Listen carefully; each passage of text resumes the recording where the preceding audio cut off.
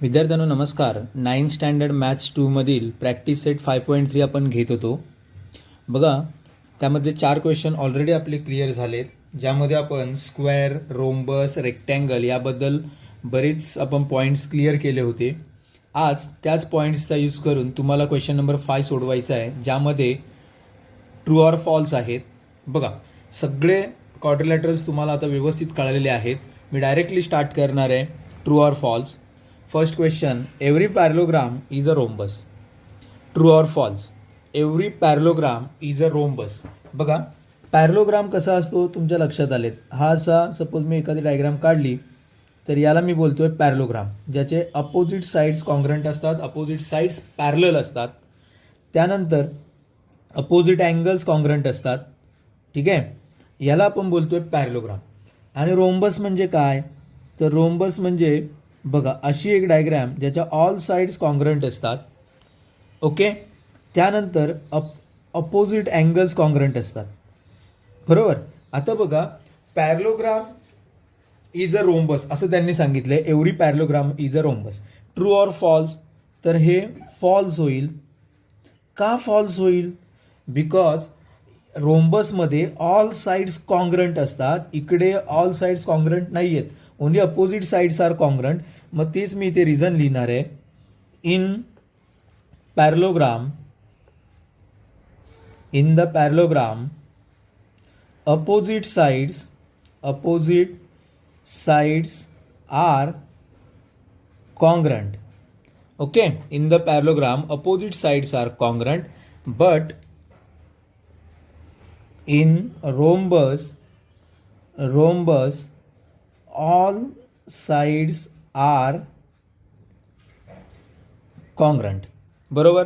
मग parallelogram, every parallelogram हा rhombus होऊ शकत नाही. It is not a rhombus. म्हणून हे काय आहे? फॉल्स आहे.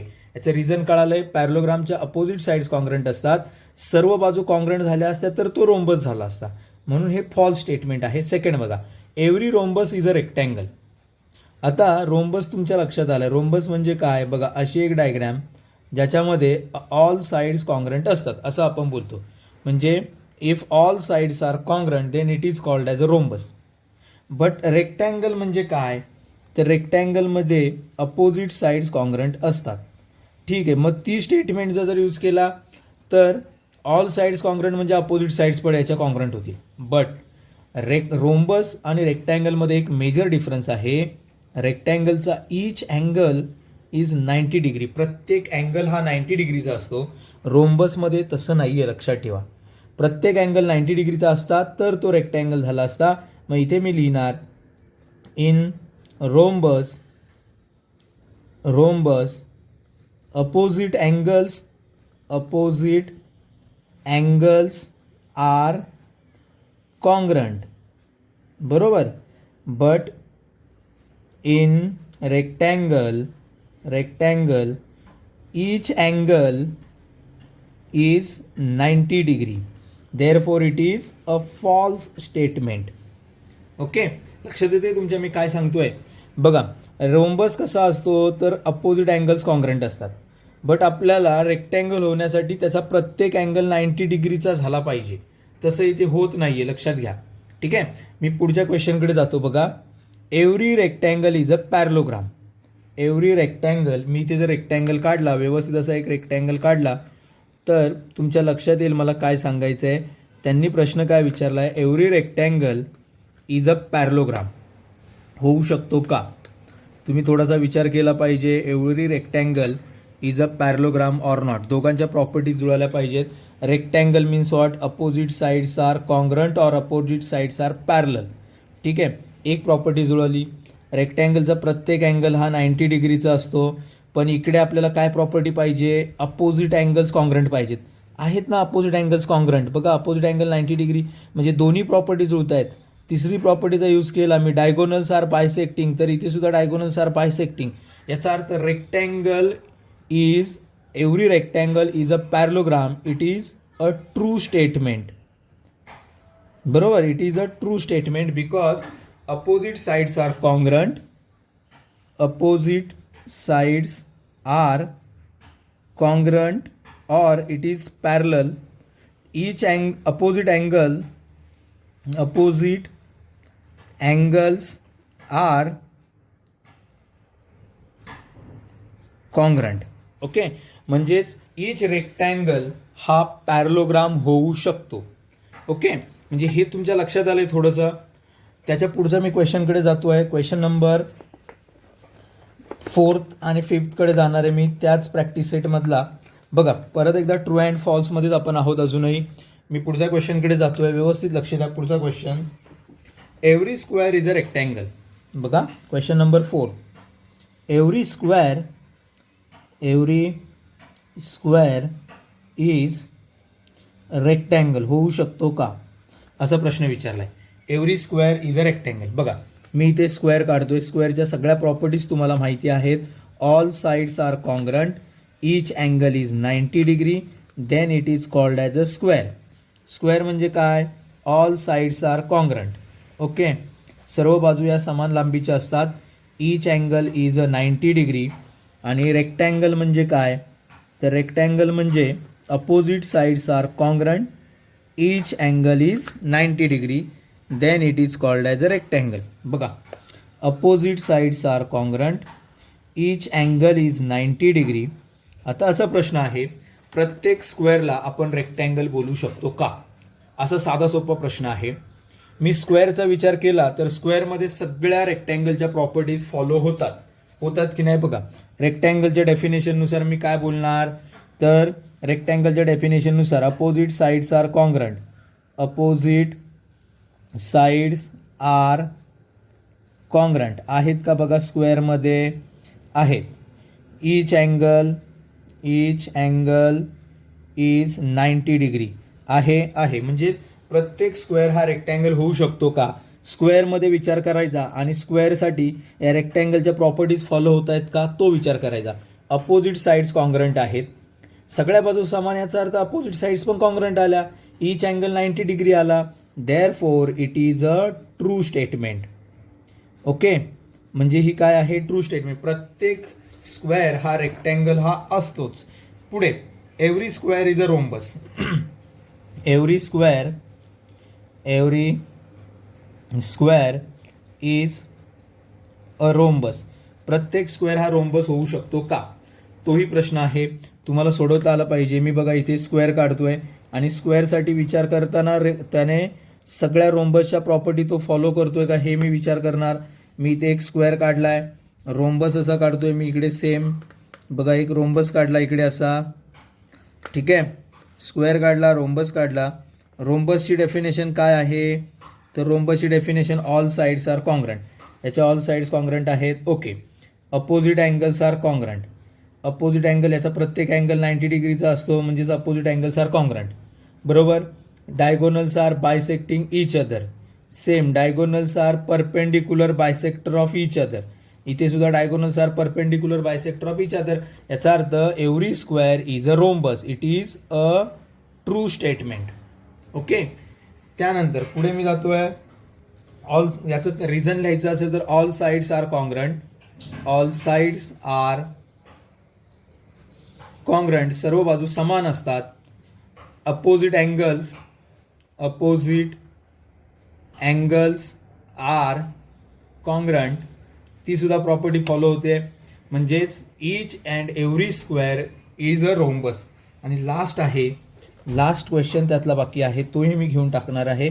बघा, लास्ट क्वेश्चन काय सांगतोय आपल्याला, every parallelogram is a rectangle. Every parallelogram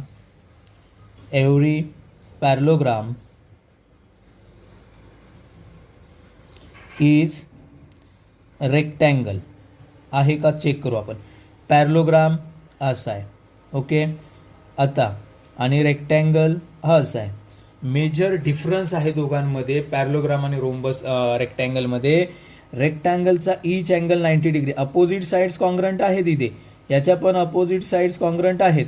but एक प्रॉब्लेम आहे, पॅरलोग्राममध्ये अपोजिट अँगल्स कॉन्ग्रंट असतात, इथे each angle is a 90 degree. मग ते ट्रू स्टेटमेंट होईल का, तर नाही होणार, ते होणार false statement. Because each angle in rectangle is 90 degree, but in parallelogram opposite angles are congruent. Opposite angles are congruent. आणि म्हणून प्रत्येक पॅरलोग्राम हा रेक्टँगल होऊ शकत नाही, पण रेक्टँगल हा पॅरलोग्राम होऊ शकतो, मगाशी सांगितले त्याप्रमाणे.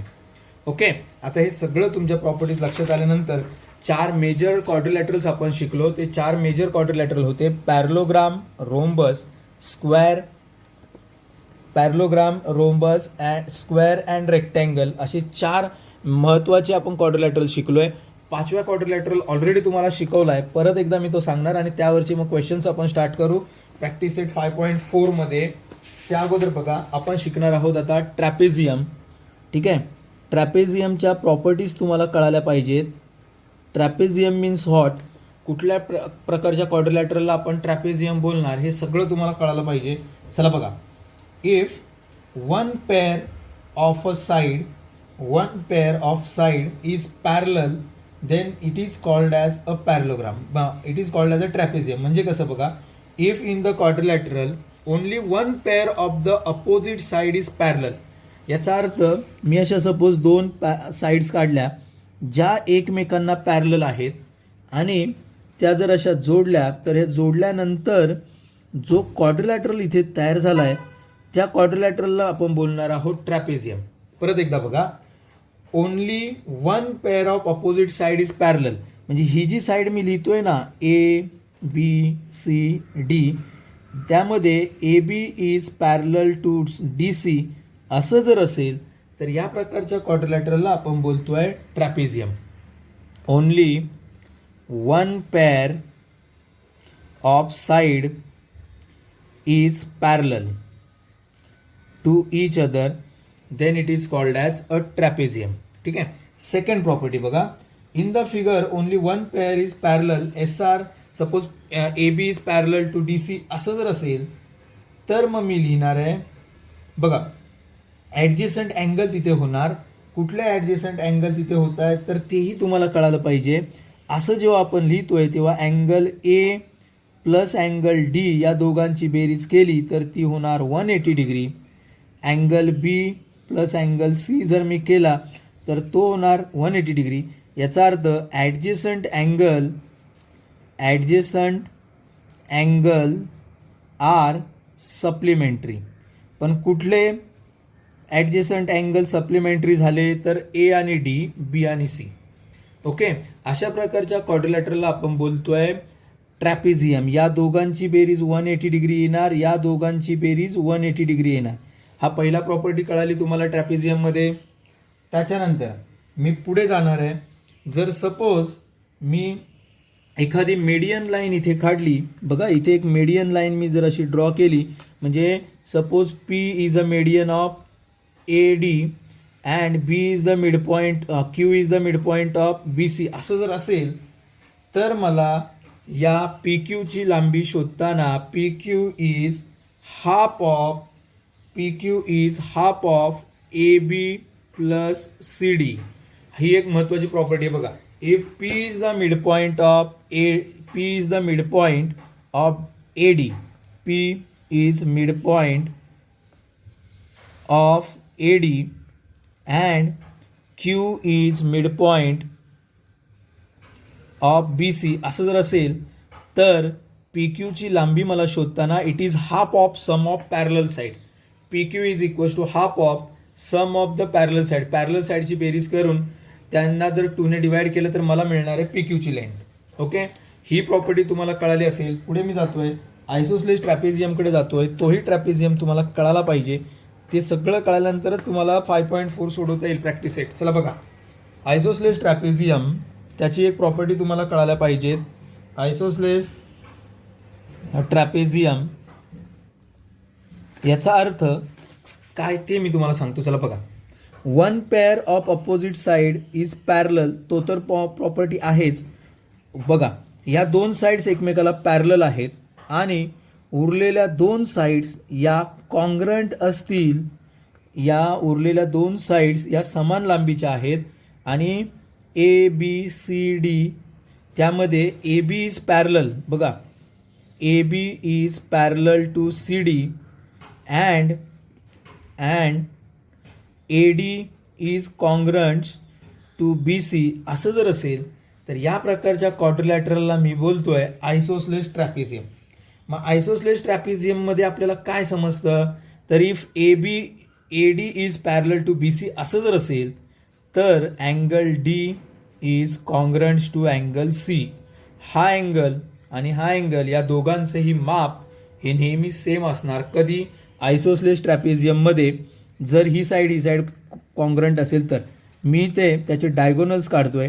डायगोनल्स काढल्यानंतर मला अशी प्रॉपर्टी त्याच्यामध्ये दिसणार आहे, if angle A is congruent, बघा D is congruent to C, similarly angle A is congruent to angle B, हा सुद्धा मला मिळणार आहे. आणि त्याच्यानंतर एक महत्त्वाची प्रॉपर्टी मी इथे लिहिणार आहे, diagonal A C is congruent to diagonal B D. Diagonal सुद्धा त्यांचे कॉन्ग्रंट असतात. अशा काही प्रॉपर्टीज आहेत. नेक्स्ट लेक्चरला आपण काईट वगैरे घेणार आहोत. काईट तुम्हाला लक्षात आलं असेल, काईट मीन्स वॉट, ही आणि ही साईड कॉन्ग्रंट असते, ही आणि ही साईड कॉन्ग्रंट असते. अशा प्रकारच्या क्वाड्रिलॅटरला आपण बोलतो काईट. ठीक आहे, याला मी नाव दिलं ए बी सी डी. तर ए बी आणि ए डी कॉन्ग्रंट असतो, B C is congruent to D C, आणि इथे पॅरलल लाईन असते, परपेंडिक्युलर लाईन असते, त्याला आपण बोलतोय काईट. ठीक आहे, हे सगळं आपण आता व्यवस्थित घेतलेलं आहे. नेक्स्ट लेक्चरला मी स्टार्ट करणार प्रॅक्टिस सेट 5.4. ओके.